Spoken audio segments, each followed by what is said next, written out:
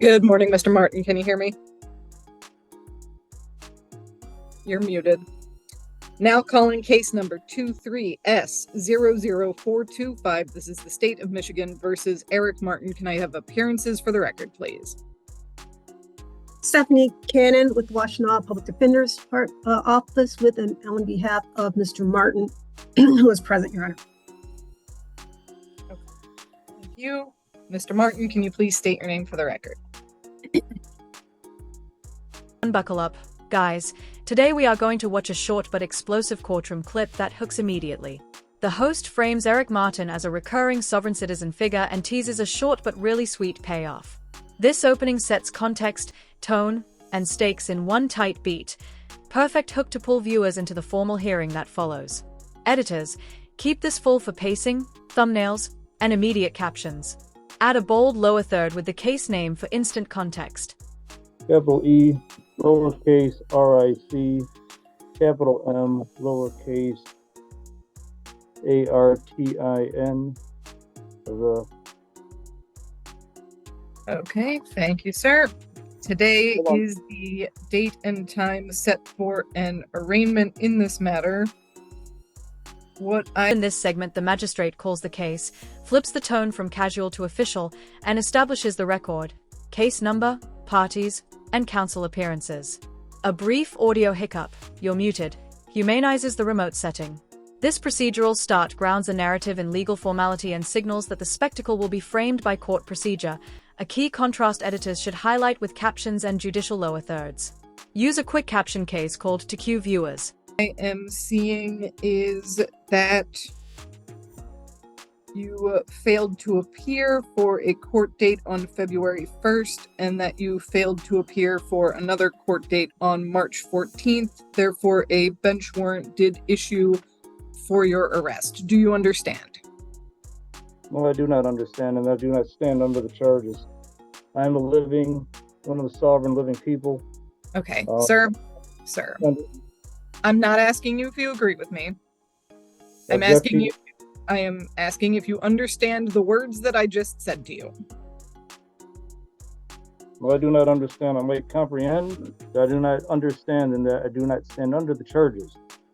And I am not a defendant. I am a living human. This section is the legal pivot. The magistrate reads the arraignment, lists the missed court dates, and confirms a bench warrant issued for failure to appear. The language shifts from description to consequence. Viewers get the concrete reason for the hearing and the real jeopardy is stated plainly. Editors, emphasize dates and bench warrant with on-screen text and a dramatic audio bump to underline stakes. Keep the judge's wording intact to avoid misinterpretation. Sovereign. I'm not the legal fiction corporate entity, all capital letter name. Attorney, I do not accept an attorney.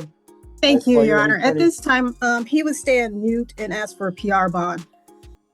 Objection. You're not speaking for me. You're not my attorney. Here, Martin launches his sovereign citizen rhetoric, denying he stands under the charges and rejecting the court's premise. His language is theatrical and legally irrelevant, creating a clash between performance and process. This is the emotional peak where viewers judge credibility. Editors should leave his full statement and the magistrate's immediate responses intact for maximum dramatic effect and viewer reaction. Add a brief pause and a reaction cut to the judge for emphasis. Camera off. Thank you, Your Honor. Okay, Mr. Martin. At this time, I am seeing that your license has been revoked. You have failed to appear for court dates in front of Judge Washington. You were to have a sentencing hearing and a pre-trial date in front of her, so that is what I am going to set you for now.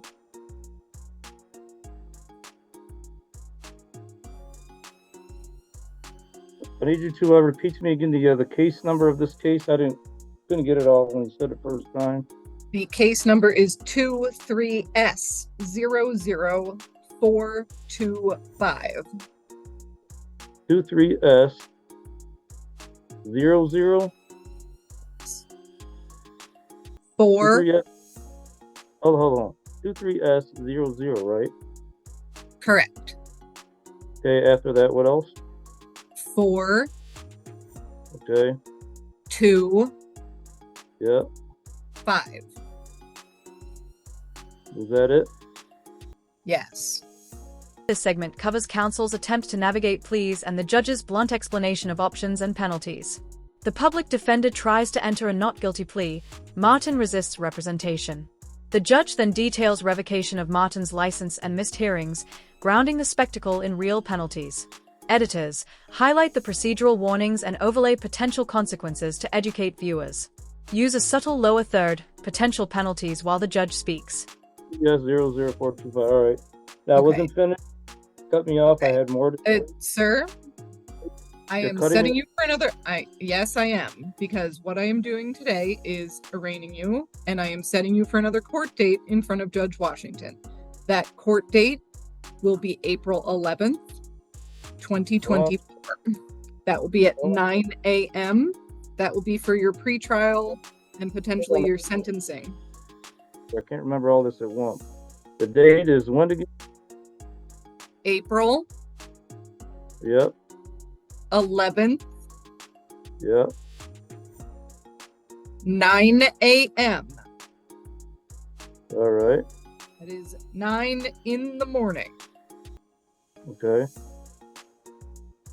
Got that. What else? It will be over Zoom, like this hearing. Right.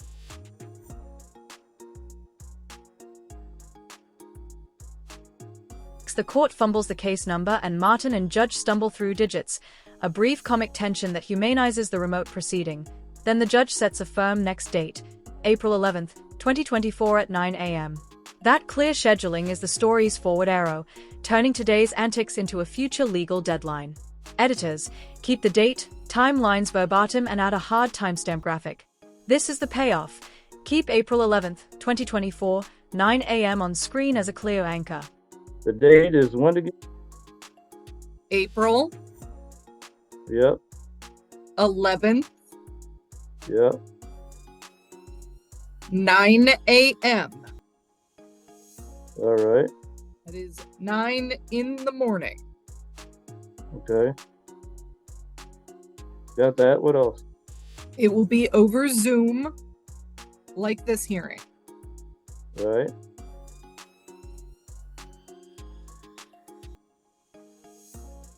This passage confirms the next hearing will be remote, over Zoom like this. Then the magistrate explicitly continues the bench warrant to guarantee Martin's appearance. The combination of method, Zoom, and enforcement, continued warrant, creates a tight procedural trap. Remote appearances won't spare him from arrest if he fails to comply. Editors label warrant continued and stress the enforcement consequences. Highlight the arrest risk line on screen. Okay, now. Okay, is that it for that? Okay, now. Let me ask. So, does she call herself? Is this a separate charge? I'm not Is the failure entirely to- sure what you're asking. So, what happened here was that a bench warrant was issued for your failure to appear. At this time, to guarantee your appearance at the court date on April 11th at 9 a.m., that warrant will continue. Okay, that wasn't intentional, so that's why it's baseless. It's baseless, and it shouldn't have been a warrant issue because. Okay, sir, you've got your next court date. That's April 11th at 9 a.m. The bench warrant is continued. This hearing is concluded, and you are free to sign out of Zoom. So I have more to say. I'm not done saying what I have to say. Pursuant to my First Amendment right, I have more to say here. That is,